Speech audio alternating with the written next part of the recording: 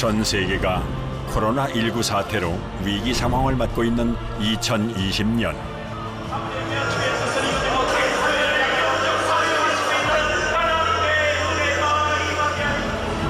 이 시대를 위해, 우리를 위해 기도하는 이들이 있습니다.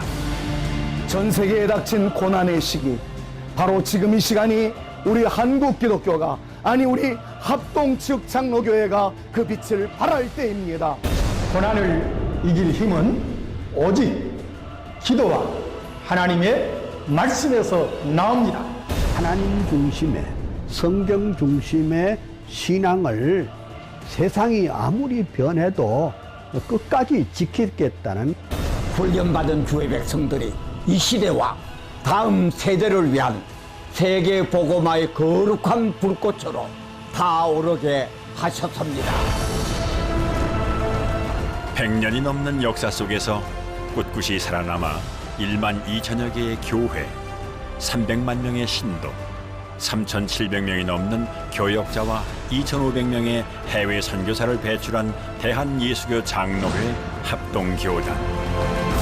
한국기독교 장자교단으로 험난했던 가시밭길을 헤쳐온 우리들의 교회는 다치고 주저앉고 눈물 짓는 이 시대를 위해 오늘 다시 묻습니다. 이 땅에서 바르게 믿음을 지키고 복음을 전파할 길은 어디에 있습니까?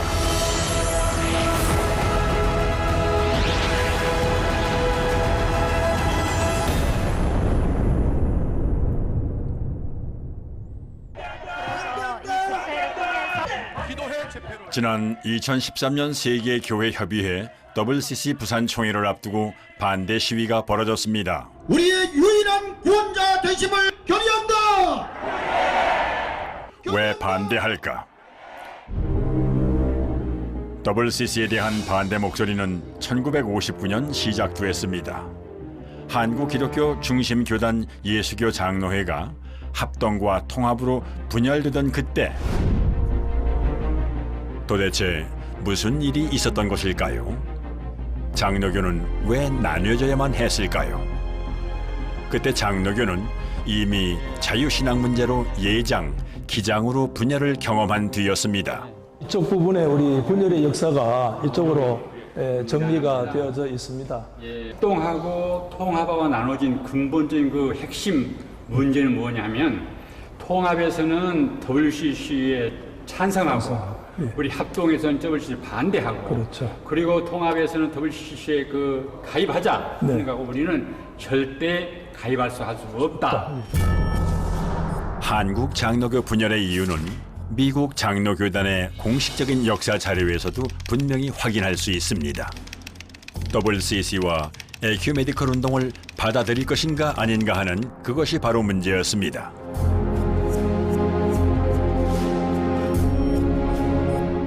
WCC는 세계교회협의회라고 하는 좋은 이름을 가지고 있는 것 같지만 실질상은 교회 일치 운동이기 때문에 사실상 다원주의적 신학을 따라가고 있습니다. 우리는 성경 중심 칼빈주의적 개혁 신앙을 가지고 있기 때문에 예수 그리스도의 유일성을 무시하는 다원주의 사상은 우리는 절대 반대했던 신학적인 중심이 놓여 있습니다.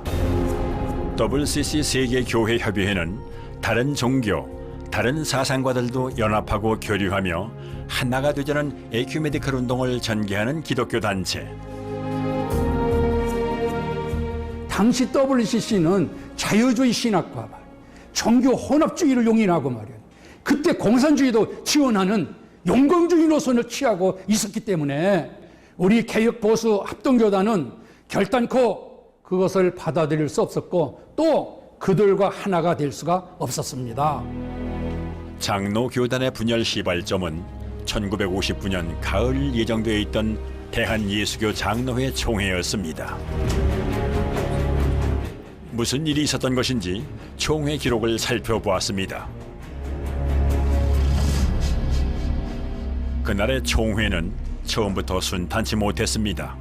1959년 9월 24일 오전 7시 대전중앙교회당에서 대한예수교 장로회 총회 제44회 총회가 회장 노진현 목사님의 사회하에 개회 예배를 시작했다.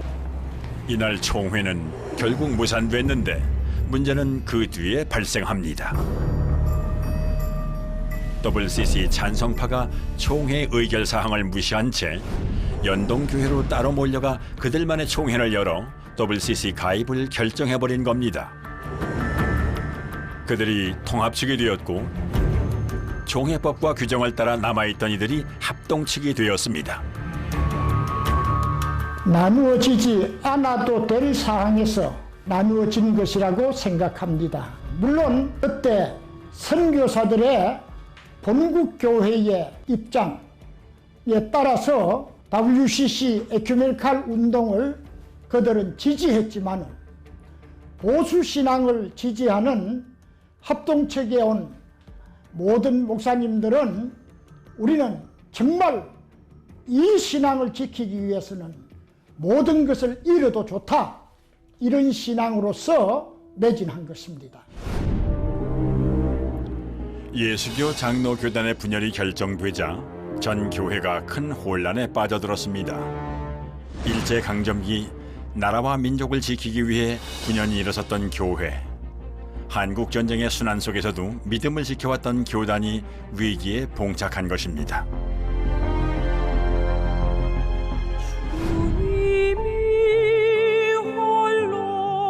그러나 분열을 감수하면서라도 지켜야 할 것이 있었습니다. 그것은 하나님과 교회 앞에서 순결한 보수 신앙을 지키는 일. 이제 낮은 자리로 내려간 합동측 목회자들에겐 험한 가시밭길이 예고돼 있었습니다. 합동측의 교회가 다 뺏겼더라고. 신학교도 없고 신문도 없고 뭐 병원도 없고 학교도 뺏고 다 뺏고, 심지어 어떤 목사님들은 사택까지 뺏겨서 제가 그때 이제 같이 다녔으니까 열흘 동안 보니까 그분들의 가구를 막 길바닥에다가 마당에다 내놓고 이제 그런 현상도 봤거든요. 그래서 뭐 그 목사님들이 울고 그런 모습도 보고, 고아원 아이들 먹을 게 없어가지고 뭐 아우성 치고, 그 가는 곳마다 만나는 사람마다 기관마다 도와달라 도와달라. 믿음의 본을 보여준 선교사들도 다 떠나갔습니다. 그들은 외롭고 고독한 길을 걸어야 했습니다. 순결한 보수 신학을 지키기 위해서 그들은 오직 하나님 한 분만을 바라보고 그분께 눈물로 부르짖으며 고통의 십자가를 지고 골고다의 길을 걸었습니다. 스스로 험난한 광야의 길로 들어선 겁니다.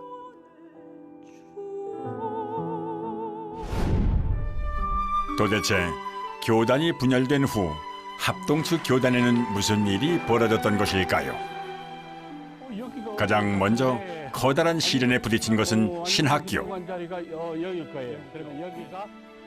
해방 이후 남북 분단으로 평양신학교를 잃어버린 장로교는 안중근 의사 동상이 세워진 남산 이곳에 장로회 신학교를 세웠습니다. 이 사진은 1948년에 서울에서 개교한 장로회 신학교가 처음 수업을 시작했던 장소입니다. 저는 일제시대 때 신사 자리를 해방 이후에 신학교 자리로 불화를 받아서 여기서 공부를 하고 여기서 59년까지 공부를 했습니다. 해방된 조국에서 목회자가 되어 복음을 전하며 교회를 세우겠다는 젊은이들이 전국에서 몰려들던 때, 이때가 1959년 9월 달에 신학교 분열 문제를 놓고 이게 이제 신학교 쟁탈전 벌어졌을 때에 여기서 안에서는 기도회 하면서 학생들이 어느 길로 갈 것인가 500명 학생들이 있었고, 이게 전부 다 기자들이고 총회 관계된 직원이야. 그래서 이 안에 500명이 기도회를 하는데 500명 가운데 300명은 통합적으로 200명은 우리 쪽. 남산 한양교회에서 야간 수업을 하던 대한신학교. 그때 대한신학교가 남산신학교 내려오는 바로 아래가 있었는데 예. 그 지붕이 예. 함석 예, 함석 지붕입니다. 그런 걸로 되어서 예. 비가 올 때는 아주 시끄러워서 그냥 공부를 못하고 공부도 못하고. 또 이게 더울 때는 아주 더워서 예, 예. 아주 힘들었다고. 예, 알겠습니다. 가난하고 예. 정말 헐벗은 시절이기도 한데 그러니까. 신학교마저 학교는 하루 한 끼도 제대로 내줄 수 없었습니다. 군대 막사 갖다 놨는 그걸 임시 교사를 해가지고 덥고 협수하고 아주 복잡했어요. 거기서 공부하는 사람들이 먹는 거 제대로 먹었습니까? 잠자리 제대로 잤습니까? 기숙사도 막 방이 적으니까 한 방에 너희 들어갈 거 6, 7이 들어가 자기도 하고 그렇게 어려움 속에서 공부하고 목사 된 겁니다. 열악한 시설에서 배고픔을 견디며 오로지 보수 신앙의 선구자, 일꾼이 되겠다는 일념으로 엄혹한 시절을 버틴 이들은 결국 한국 기독교 대부흥의 큰 밑거름이 되었습니다.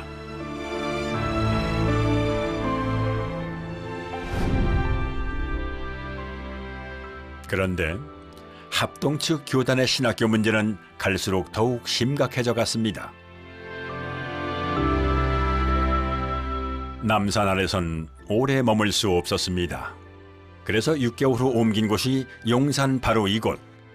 지금은 높고 화려한 빌딩들이 들어서 있지만 당시 돌아보면 지금도 눈물의 기도 소리가 끊어지지 않았던 곳이었습니다. 소위 용산 신학교라 불리던 합동측 신학교. 총신대 전신인 4층 건물이 여기 있었습니다. 여기 들어가면은 여기 강의실이고 이랬습니까? 그래. 여기가 교무실. 여기가 이제 교수실이었어요. 교수실. 여전히 가난하고 배도 많이 고팠지만 그래도 우리들만의 보수 신학교가 생겼다는 사실에 학생들은 감격했고 당대 최고의 석학이라 불리는 교수들이 모여들었습니다. 그때는 밥 한 그릇에 우거지국 조그만해 한 그릇 주는데 나는 참 먹기 힘들어서 고생을 많이 했습니다. 그때는 밥 한 끼 해결하는 것이 큰 문제였습니다. 그리고 내가 같이 다니는 학녀 중에 한 분이 못 먹어가지고 체구도 좋은 분인데 학교 마치고 집으로 가다가 길에 쓰러져 죽었습니다. 그때는 그 소명의식이 너무 투철해가지고 웬만하면 지금 같으면 뛰쳐나가서 돈 벌러 갈 터인데 죽으나 사나 난 이 길만 가야 된다. 교단 재정이 하나도 없고 형편없었던 합동 측은 어떻게 신학교를 세울 수 있었을까? 그때 한 목사가 미국으로 편지를 보냅니다. 미국 국제기독교협회 맥킨타이어 목사에게 어려움을 겪는 합동교단을 위해 후원해달라는 편지였습니다. 일제강점기 신사참배를 끝까지 거부했던 대표적 개혁주의 신앙가 김윤찬 목사였습니다. 그런데 이 노력은 또 한 번 파란을 일으킵니다. 그리고 이제 맥킨타이어 목사님이 이제 그 편지를 받으신 다음에 모금 운동을 해서 제가 알기로 약 10만 불 정도 당시에 그 지원금을 저희가 보내셔서 그것이 바로 용산 신학교를 세우는 이제 초석의 그 헌금이 됐다고 제가 이렇게 들었거든요. 듣기는 김윤찬 목사님께서 그 지원을 받을 수 있는 것을 그 받는 문제로 총회적으로 문제가 된 거예요. 당시 맥킨타이어 목사가 미국에서 유명한 교회 분리주의자로 주목을 받고 있었다는 점이 교단 안에서 크게 문제가 됐습니다. 총회가 열렸습니다. 이때 오히려 김인천 목사님을 비난하는 것입니다.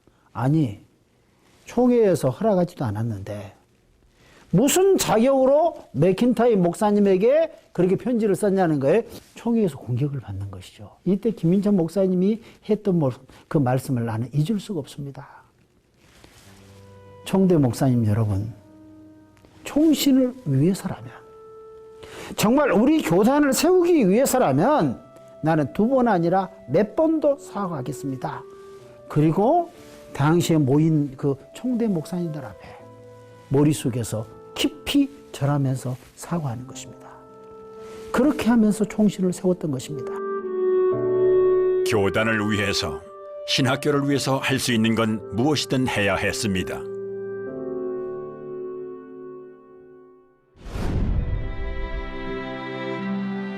교회의 분야를 감당하고 가난과 배고픔도 이기게 한 개혁주의 보수 신앙.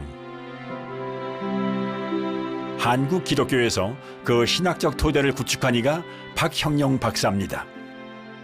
그의 신학적 사상을 정리해 놓은 신학 난제 선평. 자유주의 신학, 신비주의 신학을 경계해야 하는 이유를 설명해 놓았습니다. 지금도 이제 현대 신학이라는 과목이 있는데 이미 35년도에 이런 서구 신학에 대하여 18가지 주제로 평가하고 비판했다는 게 너무 일단 놀라웠고, 또 자료 활용이 어려운 때인데 그 한국 일정 하에서 칼 바르트나 브루너 신학 자체도 다루고 있다는 게 일단은 굉장히 놀라웠습니다. 마지막으로는 50년 동안 선교사들조차도 이런 대작을 낸 적이 없는데 한인 신학자가 847페이지에 달하는 대작을 냈다는 게 그들도 놀랐겠지만 오늘 우리가 봐도 굉장히 놀라운 일이라고 생각이 듭니다. 예. 평양신학교, 프린스턴 신학대학원과 미 남침예대학원에서 박사학위를 취득한 위대한 신학자의 행보를 걸어온 박형룡 박사. 그는 보수 신학을 지키기 위해 배고프고 거친 좁은 길을 걸어갔습니다. 그의 순혈적인 삶은 혼탁한 시대를 살아가는 오늘 우리에게 깊은 감동과 울림을 줍니다. 박형룡 박사의 신학은 청교도적이고 개혁주의적인 그런 신학인데 그 의미는 뭐냐? 성경을 하나님의 말씀으로 확실하게 믿고, 그다음 두 번째는 하나님의 영광과 주권을 최우선으로 하는 그 역사적 그 칼빈과 존 낙스와 카이퍼 바빙크를 통해서 우리에게 전해준 우리 신학의 핵심이라.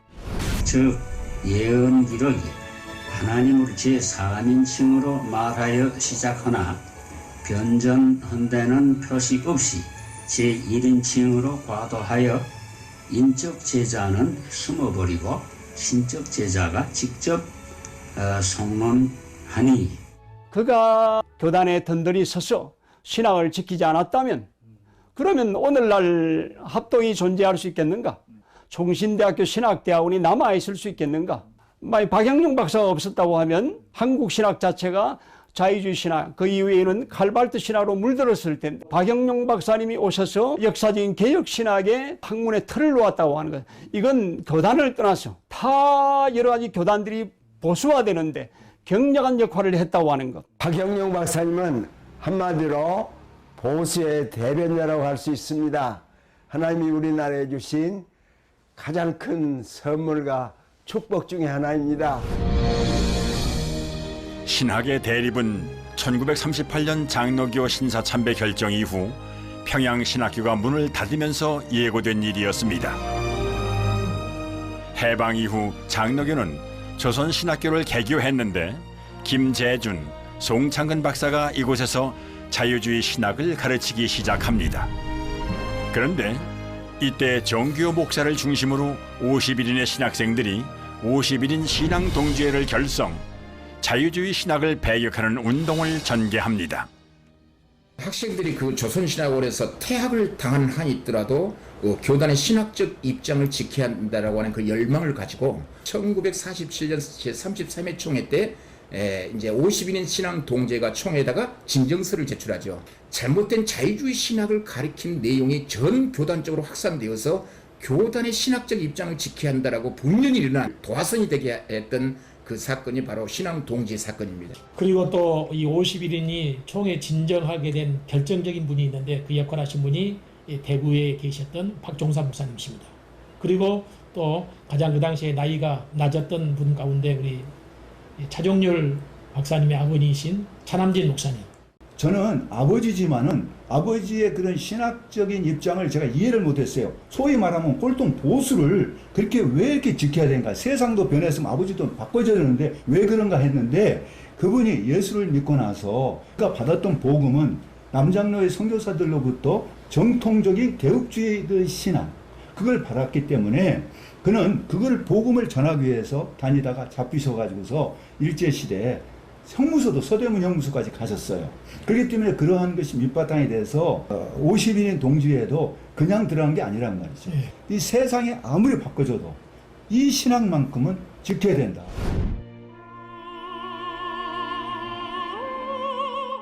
올바른 목회자를 꿈꾸던 젊은이들은 흠결 없는 성경의 말씀을 절대적으로 믿으며 오직 그 말씀만을 전해야 한다는 개혁주의 신앙에 대한 확고한 신념을 갖게 됩니다. 그것은 일사각오의 신념이었습니다.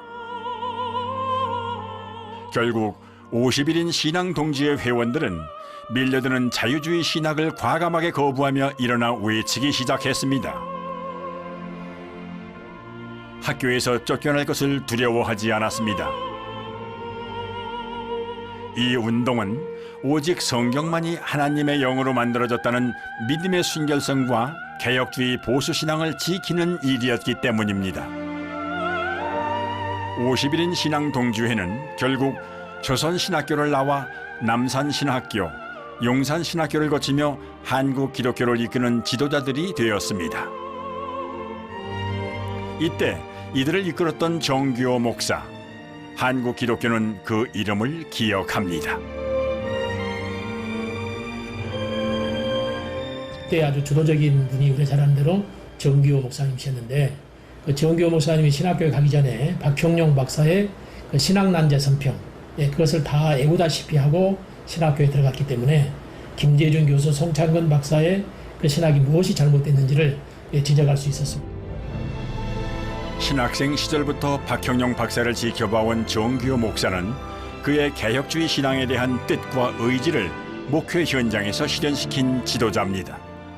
오경이 모세가 쓴 것이 아니고 문서서를 이야기하는데 그것을 변증할 만한 우리 보수적인 신학자들 드물었던 그때에 정규호 목사님은 박정원 박사님의 제시한 신학적인 문제와 거기에 대해서 공격하신 포인트를 잘 이렇게 뒷받침해서 제시해 준 것, 그것이 정규호 목사님은 조직 신학의 중요성을 매우 확실하게 알고 계셨습니다. 그리고 우리 개혁주의 신학과 삶에 대해서 일생 동안 이 신앙을 지키는데 철저하게 사신 분으로 말씀드릴 수가 있겠습니다.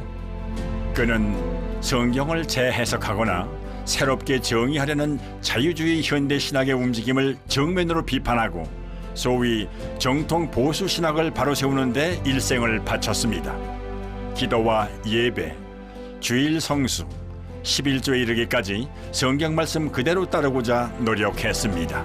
정 목사님이 총회장이 되셔가지고 우리 한국교회에 굉장한 영향을 미쳤는데, 그 중에 하나가 총회가 여러 가지 경제적으로 어려울 때에 각 교회는 노회로 11조를 하도록 하고, 그리고 노회는 총회로 11조 하도록 했어요. 그렇게 해서 노회와 총회, 모든 견제적인 문제뿐 아니라 응징력과 그리고 힘을 갖게 하는 그런 일들을 하셨고, 또 그 당시에 국가적으로 이제 돈의 화폐에다가 불상을 새기려고 할 때에, 그럴 때에 강력하게 반대를 해서 우리나라 돈의 불상을 세우지 못하도록 하는 일에 앞장서서 그것을 막았다라고 하는 데 있어서 정규호 목사님은 박영용 박사님의 개혁주의 신학을 그의 목회와 삶 속에서 혁신적으로 실천하시고 가르쳐 주신 참 스승이십니다. 검소하고 올곧은 원칙주의자, 하나님만을 사랑했던 보수신앙의 개혁주의 목사. 그 아버지 마음에는 언제나 하나님과 사람 앞에서 부끄럽지 않는 삶을 살아야겠다는 거룩한 욕심이 굉장히 강했던 것 같아요.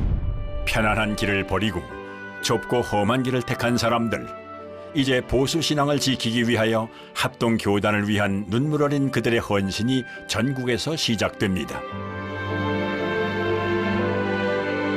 대구 서성로 교회는 통합식으로 간다는 대구 중앙교회를 탈퇴하여 새롭게 만들어진 교회입니다. 반갑습니다. 잘 지내셨습니까? 이때 중심에 섰던 이가 우성기 장로. 이래 생각했습니다. 왜 우리 아버님은 교회를 전무하는 목사님도 아니시면서 장로로서 모든 생계보다는 교단과 교회 일에 저렇게 전념하게 좀 유별나게 신앙생활을 하고 매사에 교단과 교회, 신학교에 아주 전심전력 매진하셨던 분이고 우승희 장로는 자전거 회사를 지점을 했습니다. 대구에서는 제일 크게 많이 팔기도 하고 근데 오늘날만은 그렇게 크게 경제적 여유가 있는 분이 아니지만은 주를 위한 일이라고 하면은 모든 것을 최선을 다해서 하시는 그런 장로입니다. 우성기 장로의 이러한 헌신적인 모습에 보수신앙을 지키고 총신 건립의 필요성을 느끼고 있었던 뜻있는 장로들이 전국에서 모이기 시작했습니다. 그때 만들어진 것이 13인의 실업인 동지회.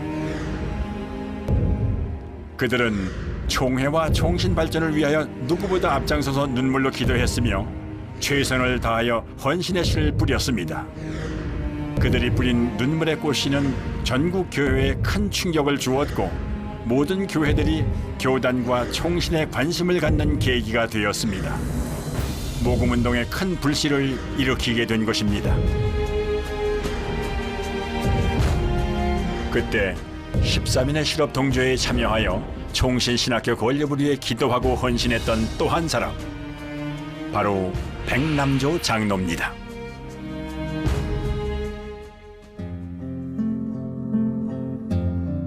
지금은 거대한 주상복합 아파트가 들어선 이곳은 50여 년 전엔 부산 외곽의 작은 마을이었습니다. 백성기 장로는 아파트를 볼 때마다 젊은 시절 아버지가 운영하던 공장이 떠오릅니다. 가족들과 직원들이 손에 피가 나도록 광목을 패백해 판매하며 키워나가던 작은 회사. 그 힘들게 모은 자금을 총신대 건립을 위해 모두 바칩니다. 도네이션 할 당시에는 우리 어른은 전혀 가족들하고 상의 없이 하나님과 상의하고 기도하고 그런 결과로 자기 처리해버리니까 우리는 전혀 모르지. 그러나 이제 우리 어려움이 너무 많으니까 가족들은 좀 섭섭한 마음이 없잖아요. 지금 가치로 따지면 수백억 원이 넘을 겁니다. 어떻게 이런 헌금을 할 수 있었을까? 백남조 장로가 온 가족과 함께 다녔던 부산 부전교회를 찾았습니다.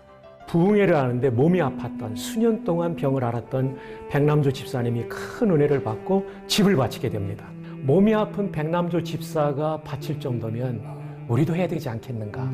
도화선이 되어서 엄청난 헌신으로 6.25 전쟁 중에 예배당을 짓게 됩니다. 여기에 일본으로 기록된 분이 백남조 장로님이십니다. 전도를 중요하게 여기시다 보니까 본인이 전도할 시간이 없으면 돈을 주고 사람을 사서 전도를 시켰고요. 그리고 총신을 도운 것도 목회자를 잘 양성하면 많은 사람 전도할 수 있기 때문에 총신을 위해서 헌신하셨다고 합니다. 백남조 장로는 총신대를 위해 헌금하며 가졌던 목표는 단 하나. 신학교를 세우면 목회자가 길러지고 그러면 더 많은 전도를 할 것이라는 복음 전도 선교의 꿈입니다. 그 꿈을 위해 그는 넉넉지도 않았던 자신의 사업을 모두 걸었습니다. 중학교 1학년이었는데 입학금이 없어서 학교 입학을 하지 못하고 그런 참 굉장히 어려웠고 공장 옆에 판잣집에 살았어요. 판잣 옆에 사니까 양철 지붕이 비 오면은 막 소리가 두두두둑 소리가 나고 이런 별로 좋지 않은 환경에 살았으니까 아버지 생각으로서는 좋은 집을 지어가지고 할머니 살아 생전에 호강을 한번 시켜보겠다는 생각으로 그래서 그 돈을 모았는데 그 돈 모은 것을 그 노진현 목사님을 이렇게 따로 불러내서 자기가 대지를 확보를 해보겠노라고 이렇게 하게 된 것이 동기가 되었습니다. 공장 옆 한 구석을 임시로 막은 작은 판잣집에 살면서 손가락이 휘어지도록 고생한 어머니를 위해 효도 한번 해보려고 모은 돈까지 총신대에 바친 백남조 장로.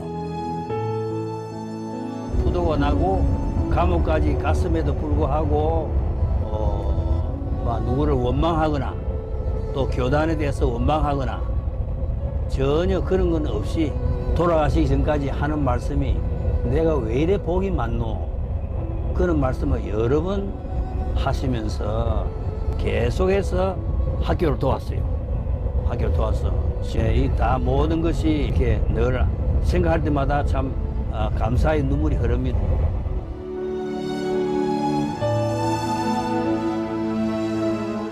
자신의 사업이 어려워져 감옥이라는 가혹한 형벌을 받는 그 순간에도 그는 끝까지 하나님 앞에 무릎 꿇고 기도하며 믿음을 놓지 않았습니다.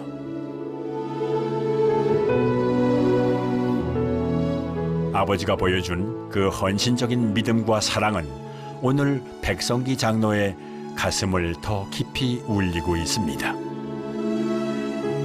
그때 백남조 장로의 헌금으로 사당동 총신대 부지 1만 8천 평이 마련됩니다. 그가 뿌린 눈물의 씨앗이 사당동 흙바닥에 뿌려져 오늘의 총신이라는 꽃이 피고 열매를 맺게 된 것입니다. 그러나 대학 설립은 엄청난 예산이 필요한 일.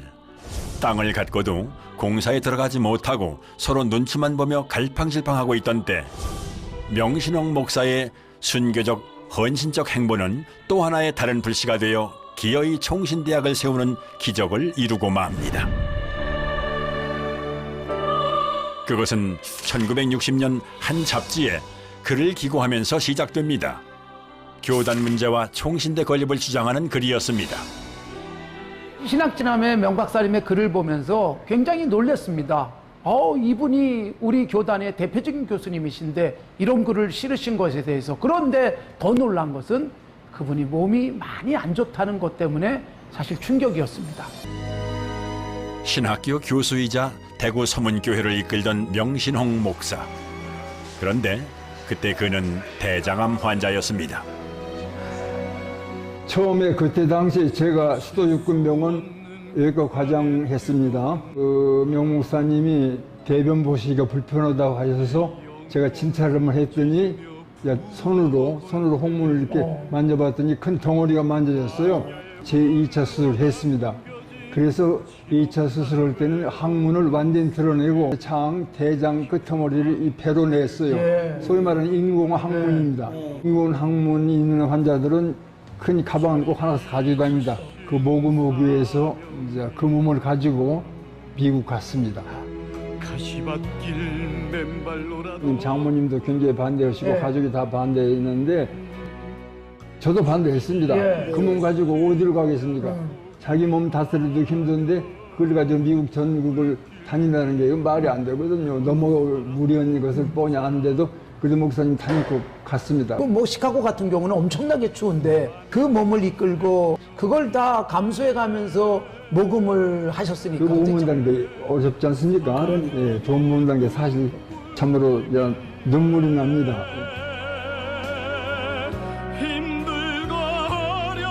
제대로 배설할 수 없으니 제대로 먹을 수도 없는 나약하고 병든 암 환자의 몸. 그 시대에 미국까지 가는 여정도 어렵고 힘들었지만 옆구리를 뚫어 만든 인공 항문 주머니를 차고 다니며 외국인들에게 기부금을 호소하는 일은 정말 또 다른 십자가의 무거운 행보였습니다. 왜 우리는 이런 고통의 길을 걸어야만 보수 신앙을 지킬 수 있단 말인가? 그러나 그는 병들고 나약한 암 환자라는 핑계로 이 거룩한 부름을 결코 외면하거나 도망가지 않았습니다.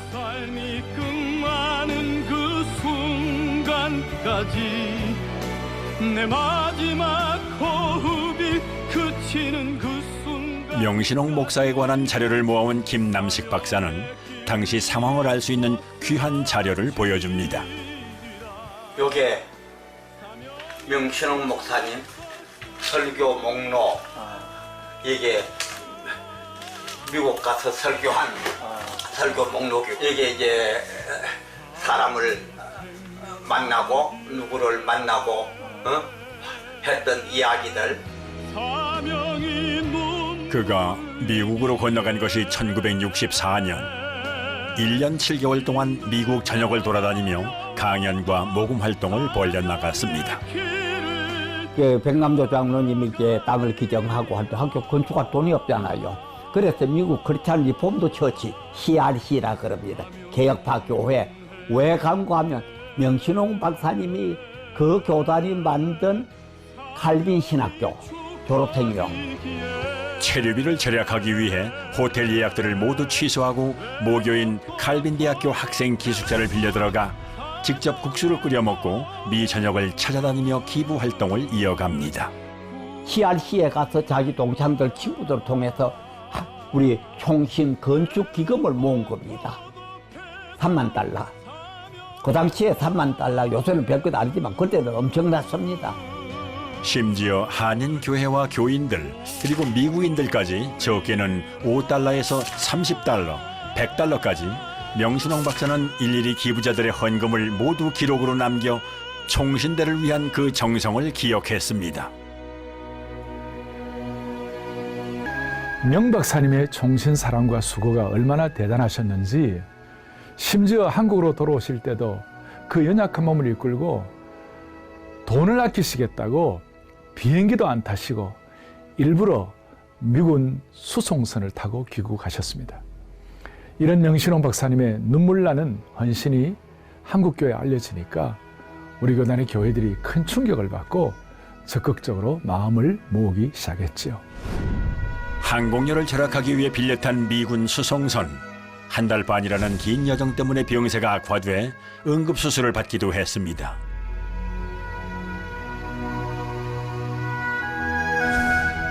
이런 헌신이 알려지자 많은 국내 교회에서도 감동을 받고 대대적인 모금에 동참하게 됩니다. 이 성경이 제시하고 있는 신학 혹은 신앙은 변질될 수가 없는 겁니다. 왜냐하면 진리는 동일하기 때문에 그렇습니다. 그래서 앞으로 어떤 시대로 이 사회가 바뀌어지더라도 기독교적 가치관 혹은 성경적 진리가 왜곡되거나 변화될 수는 없다고 생각을 합니다. 저희 총신대학은 그런 신앙적 중심을 끝까지 견지할 것입니다. 합동교단이 자립하고 성장하는데 중요한 밑거름을 한 분이 있습니다. 이영수 목사. 정규호 목사가 박형영 박사의 칼빈주의 보수 신학을 목회 현장에서 실천한 분이라면은 이영수 목사는 박형영 박사의 개혁주의 신학을 바탕으로 교정과 교단 성장에 크게 기여했습니다. 이영수 목사님 하면 뭐 늘 정치적인 그런 이미지가 강하게 이제 우리 각인되어져 있는데, 네. 예, 이영수 목사님의 신앙적 배경은 신학의 뿌리는 박형영 박사님이십니다. 박형영 박사님의 이 교리 신학에 근거한 토대를 가지고 있었죠. 그래서 제가 어린 시절에도 보면 개혁 신학에 철저한 설교를 하셨습니다. 하나님의 주권, 오직 은혜로 말미암은 구원, 그리고 하나님의 영광, 그리고 사회 변혁에 대한 그 메시지가 아주 강했던 목사님이셨죠. 총회회관, 사실 65년도에 총회 결의로 짓기로 했는데 이영수 목사님은 다른 분들보다 좀 미리 앞을 내다보는 그런 눈이 있었는데요. 대교단이 정말 이곳저곳에 이사 다니면서 전전긍긍하고 있을 때 이래서는 안 된다. 총회 회관을 세워야 된다. 그때 모두 다 여의도 시대에 여의도 200여 평의 땅을 처분하고 그 벌판인 강남으로 간다는 것은 많은 사람들의 반대가 있었지만은 그때 우리 이영수 목사님의 리더십이 성견지명이 드러나고 있는 것 아닌가. 이영수 목사님의 그 많은 업적 가운데 대표적인 것 중 그 하나가 양지 캠퍼스 아니에요? 당시에 정부 시책이 수도권에 있는 학교가 지방 분산화가 됐으면 좋겠다라고 하는 그런 계획이 왔다 갔다 했을 때에 마침 그 백화소주 사장님이었던 강장로님이라는 분이 회사 채무 문제 때문에 고민하고 있는데 이영수 목사님과 이 장로님 만나서 이 양지 캠퍼스 23만 평을 5억 원에 계약을 하게 됩니다. 그런데 우리 강 장로님이 또 신앙의 사람이고 이영수 목사님께서 5천만 원을 헌금을 해라 그래서 바로 5천만 원을 헌금하게 됩니다. 근데 그 양지에 있는 임야의 관상수가 1억입니다. 그러니까 1억까지 포함하게 되면 결국 구입한 것이 2억 7천만 원의 양지 캠퍼스를 구입하게 된 것입니다. 그의 리더십에 힘입어 합동교단은 놀라운 성장을 했습니다. 이영수 목사의 헌신과 눈물을 가까이에서 지켜본 사모님을 만났습니다. 1987년 숨을 거두던 마지막 순간이 떠오릅니다. 그냥 이렇게 누우시더라고요. 네. 누우시더니 내 옆에 앉아라 이렇게 하시더라고요. 네. 그래 앉았더니 조금 있다가 하나님의 은총이다. 하나님의 은총이다, 하나님의 은총이다 3번을 외치시더라고요. 깜짝 놀래가 이게 무슨 뜻이 하고 이거 웬일인가 싶어서 하늘나라에 가시는가 싶어서 그래서 제가 하나님의 은총이라는 것은 은혜라는 거지요. 제가 그냥 그거 물었어요. 그래 하나님의 은혜다. 교단을 키우고 지켜야 한다는 무거운 짐을 지고 죽음의 순간까지 하나님의 은총만을 외치며 외길을 달려야 했습니다. 누군가는 그를 정치꾼이라 부를 정도로 이영수 목사의 강력한 리더십에 대한 평가는 극단적으로 나누어집니다. 그러나 분명한 것은 그는 개혁주의 보수신앙을 지키고 교단을 위해 헌신했던 하나님의 충실한 일꾼이었습니다. 이영수 목사님은 하나님께로부터 특별한 지도자적 달란트를 받은 분이다. 인격이 출중하고 아까 말씀드린 대로 말씀 증거나 모든 그 행정적 처신이 확실하고 그리고 보수신학을 가지신 분으로서 시종여일하신 분이고 어떤 일을 한번 맡으면 끝까지 밀고 성취를 시키는 그러한 의욕을 가지신 분이고 저 때문에 총신이 바로 됐고 그만한 일꾼이 없어요. 전국에서 다 찾아내요. 합동교단을 위한 수많은 눈 헌신은 분열된 교회를 통합하는 힘들고 어려운 일도 가능케 했습니다. 그것은 정규호 목사가 당시 합동 측의 부총회장 서기행 목사를 무등산 헐먼 수양관으로 초청, 합동과 개혁의 통합을 호소하면서 시작됩니다. 드디어 2005년 개혁 측과 합동 측이 무려 26년 만에 합동교단의 이름 아래 다시 만나게 된 것입니다. 한국 기독교 역사상 처음 있는 일이었습니다. 그때 이렇게 우리가 합동하려고 할 때 참 제 그 개혁교단 안에서 반대가 심했습니다. 우리가 합동교단에 가면 이제 목사님들은 다시 이제 그 편목수를 받아야 된다. 우리 합동교단은 개혁 측과 합동하게 된 큰 이유는 신학의 동질성이었습니다. 그래서 우리 합동 측의 중진들이 편목을 많이 받는 것보다는 개혁 측을 합동하는 것이 좋다. 당시 우리 합동교단과 개혁교단 합동감사 예배 순서가 여기 기록되어 있는데 예, 그러세요. 그 예배에 홍정희 목사님 기도 순서를 담당하셨는데 그 당시 뭐 감회가 어떠셨어요? 정말 말씀하세요. 네. 그때 그 감격이라는 것은 말로 표현할 수가 없었어요. 그래서 이제 26년 만에 맞습니다. 이 총회에 이렇게 참석했는데 그때 합동하게 되니까 얼마나 감격스러웠던지 그때 제가 기도할 때 정말 너무나 아주 감격스러워서 하나님 감사합니다. 감사합니다. 감사합니다. WCC 자유주의의 신학의 달콤한 유혹을 과감히 뿌리치고 오직 개혁주의의 보수 신앙만을 지키기 위해 맨손, 맨발, 맨 땅에서 눈물의 험난한 길을 헤쳐왔던 합동과 개혁. 우리는 한 형제, 한 뿌리였습니다.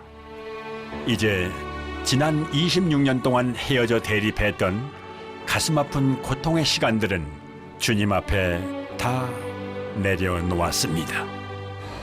너무나 감격스러워서 눈물 흘리면서 하나님 감사합니다. 감사합니다. 감사합니다. 다시는 헤어지지 않게 해주세요. 이제 그 슬픔의 시간이 모두 끝났습니다.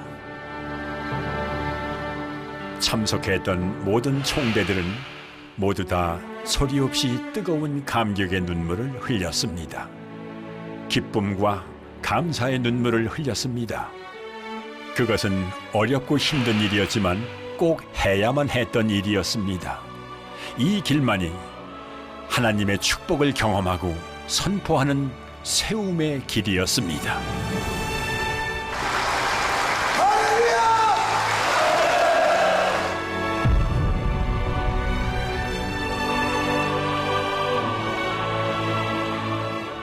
그리고 그때 이제 우리 장로교회사에 참 역사적이고 의미 있는 그런 일이죠. 우리 총회 한국교회 역사 가운데 나누어졌다가 합쳐진 일이 없거든요. 그래요. 그래서 한번 합치려고 그러다가 또 헤어지는데 이번에는 2005년에 합쳐져서 15년 동안 이렇게 이제는 거의 뿌리를 다 내리고 참으로 아름다운 이 역사는 세계 역사상에 처음 있는 일. 1979년 비록 갈대처럼 헤어져 아픔과 오점의 뒤안길을 걸어왔다 할지라도 봄꽃은 여름꽃을, 여름꽃은 가을꽃을, 가을꽃은 겨울꽃을 그리워하며 피는 것 같이 2005년 합동교단의 하나됨의 역사는 한국교회사 불멸의 역사로 기록될 것입니다. 하나님의 축복의 역사는 70년대 시작 후에 80년대와 90년대를 거치며 놀라운 대부흥의 시대를 만들어냅니다. 합동교단은 가장 빠른 성장세를 보이며 한국 기독교 중심 교단으로 자리를 잡았습니다. 하나님의 일은 하나님이 하시고 그리고 하나님의 일은 돈으로 하는 게 아니라 믿음으로 한다는 것을 보여준 것이 오늘날 우리 합동적 교단이죠. 분열의 시대에서 화합의 시대로, 고난의 시대를 이기고 부흥의 시대로 접어들면서 합동교단은 국내 선교는 물론 해외 선교에 힘을 모으기 시작합니다.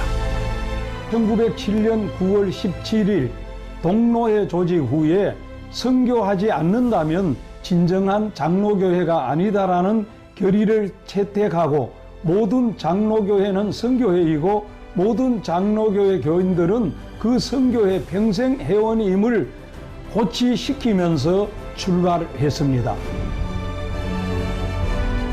합동교단의 세계 선교회,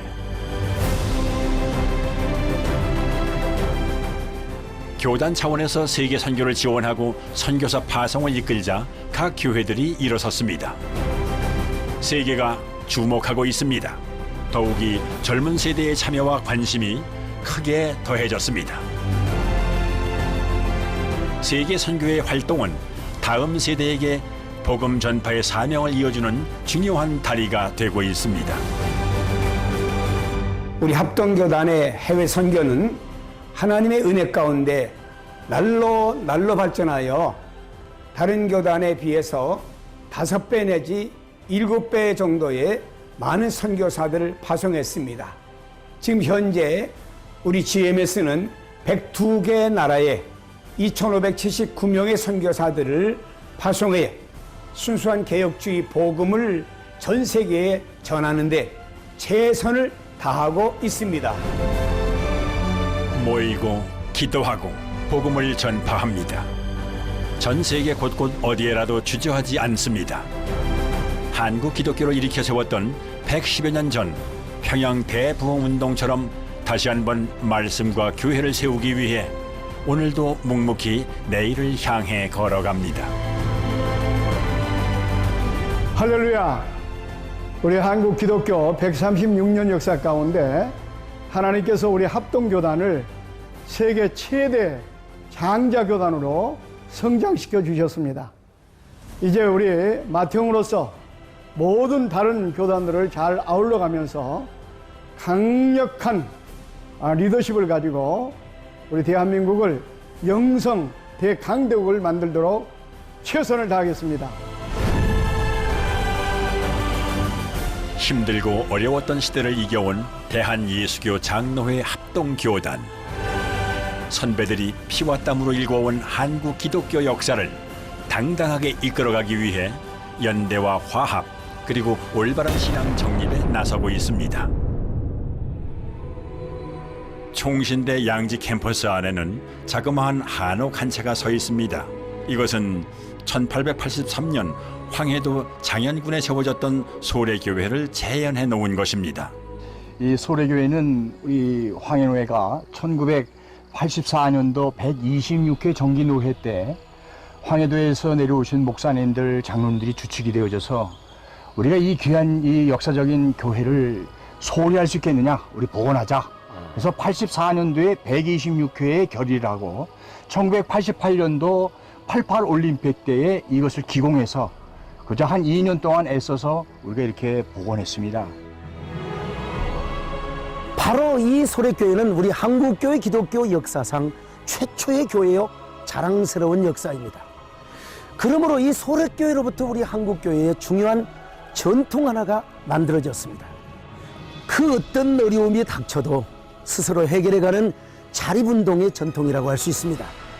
우리 총회는 오직 순수한 신앙과 순혈적 신학, 그것 하나만을 지키기 위해서 분열의 뼈저린 아픔을 겪어야 했습니다. 교단의 적통성과 법통성을 가졌음에도 불구하고 우리 교단의 선진들은 저 허벌판에서, 아니 풀 한 폭이 나무 한 그루 없는 저 황무지 같은 곳에서 다시 교단을 세우기 위해서 땀과 눈물의 꽃씨를 뿌려왔습니다. 이제 우리는 교단 초창기와 부흥기 때 선진들이 보여주었던 그 일사각오의 신학인 칼빈주의와 개혁신학을 지키며 우리 종회를 세우려는 그 정신과 영성을 이어가야 합니다. 그렇게 해서 우리 교단을 세울 뿐만 아니라 무너져가는 한국교회를 다시 세우고 책임지며, 아니 세계 교회에까지 영향을 미치는 글로벌 총회로 다시 솟구치고 웅비해야 합니다.